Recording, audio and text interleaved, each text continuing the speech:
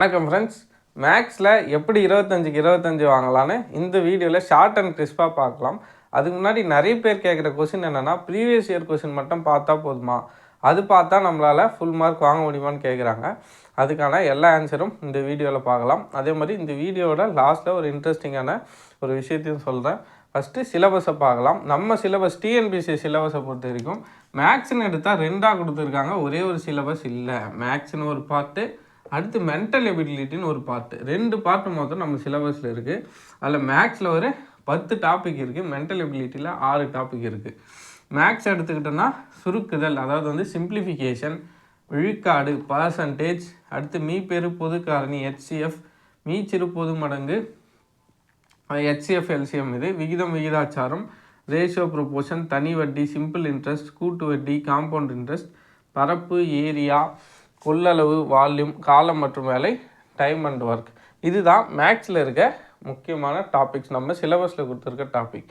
அதுக்கடுத்து mental ability எடுத்துக்கிட்டோன்னா இப்போ ரீசெண்டில் என்ன நடக்குதுன்னா, இதுலேருந்து தான் கொஷின்ஸ் அதிகமாக வருது. ஒரு 5 to 6 கொஷின் இந்த இதுலேருந்து கேட்டுருக்காங்க. நிறைய பேர் தப்பு பண்ணுற ஒரு பார்ட்டாகவும் இதுதான் இருக்குது. ஏன்னா இதுக்கு என்ன சொல்கிறதுனா, இது நம்ம சால்வ் பண்ணி பார்த்துருந்தா மட்டும்தான் இதுக்கு நம்ம கரெக்டாக ஆன்சர் பண்ண முடியும். என்ன லாஜிக்கில் கொஷின் கேட்டிருக்காங்கன்னு புரிஞ்சுக்கணுனாலே நம்ம இதுக்கு முன்னாடி சால்வ் பண்ணியிருக்க வேண்டிய அவசியம் இருக்குது.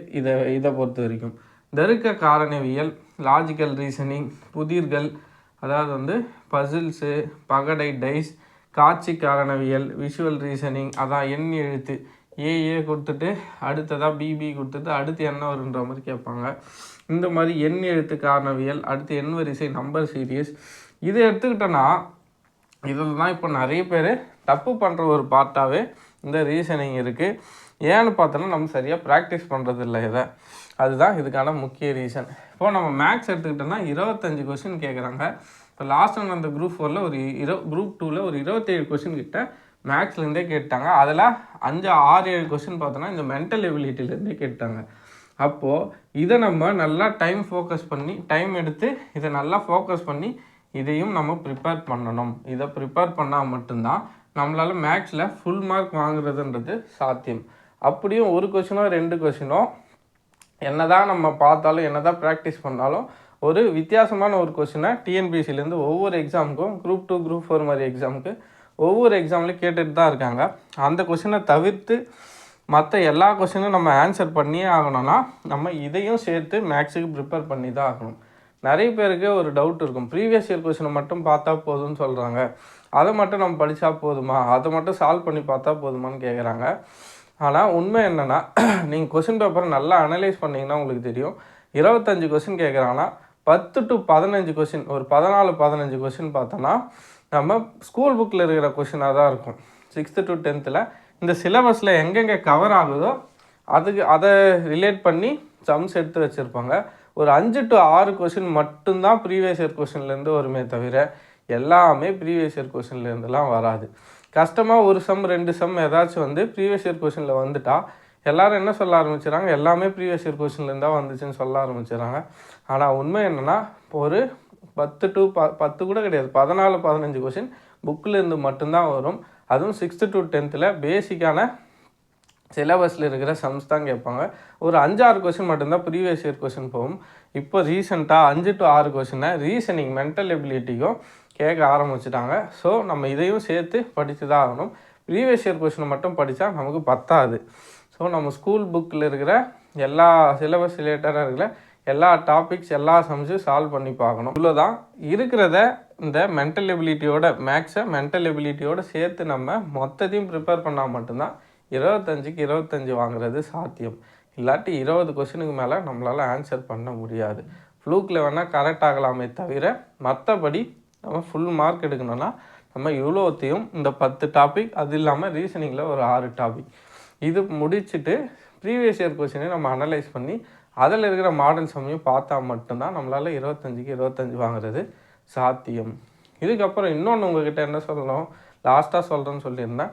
இப்போது 2024 2024 மொத்தமாக ஒரு 12 எக்ஸாம்ஸ் நடந்திருக்கு.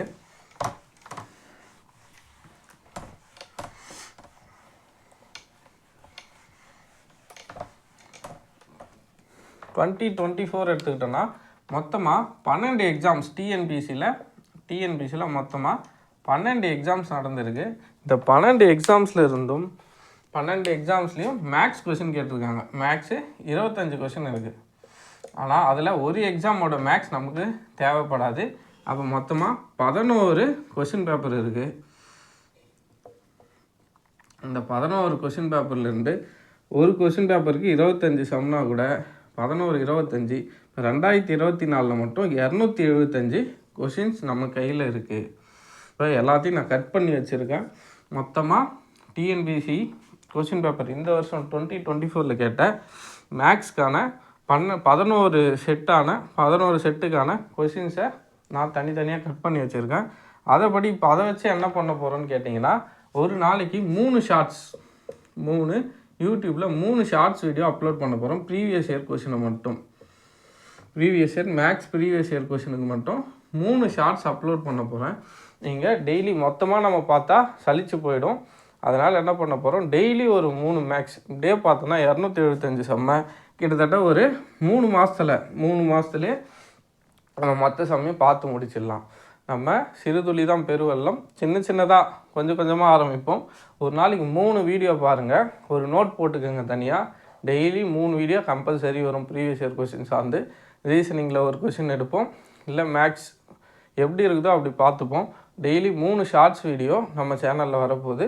ப்ரீவியஸ் இயர் கொஷின் மேக்ஸ் மட்டும் டிஎன்பிசி சார்ந்து ஒரு நோட் போட்டு எழுதி வச்சுக்கோங்க. நம்ம லாஸ்ட் டைமில் ரொம்ப ரொம்ப ரொம்ப யூஸ்ஃபுல்லாக இருக்கும். 11 கொஷின் பேப்பர் இருக்குது, 275 சம். அப்படி பார்த்தோன்னா ஒரு 3 to 4 மாதத்துல நம்ம மொத்த மேக்ஸ் ப்ரீவியஸ் இயர் கொஷின் இப்போ ரீசெண்டாக கேட்ட எல்லா கொஷினையும் பார்த்து முடிச்சிடலாம். அவ்வளோதான் ஃப்ரெண்ட்ஸ், மேக்ஸ்க்கான ஒரு சின்ன வீடியோ தான் இது. மேக்ஸில் 25 எல்லாராலையும் எடுக்க முடியாது எதுவுமே கிடையாது. ஆனால் நிறைய ப்ராக்டிஸ் பண்ணணும். நீங்கள் உழைக்க தயாராக இருந்தீங்கன்னா அதுக்கான ஊதியம் கண்டிப்பாக உங்களுக்கு கிடைக்கும். அதனால் நம்ம சேனல் கூட பயணிங்க. கண்டிப்பாக மேக்ஸில் ஃபுல் மார்க் வாங்கலாம். தமிழுக்கும் டெஸ்ட் பேட்ச் ஸ்டார்ட் பண்ணியிருக்கோம், ஃப்ரீ டெஸ்ட் பேட்ச். நம்ம டெலகிராம் சேனலில் ஜாயின் பண்ணிக்கோங்க. டெய்லி ஒரு இயலாக நம்ம டெஸ்ட் வச்சிட்ருக்கோம். உங்களுக்கு ரொம்ப ரொம்ப யூஸ்ஃபுல்லாக இருக்கும். வேறு ஏதாச்சுன்னா கமெண்ட்டில் சொல்லுங்கள். அடுத்தடுத்த வீடியோவில் நம்ம அடுத்தடுத்த சப்ஜெக்டை சார்ந்த வேர் டு ஸ்டடியை பார்ப்போம். உங்களுக்கு ஏதாச்சும் வேர் டு ஸ்டடி வேணும்னா, எந்த சப்ஜெக்ட் வேணும்னாலும் கீழே கமெண்ட் பண்ணுங்கள். நன்றி.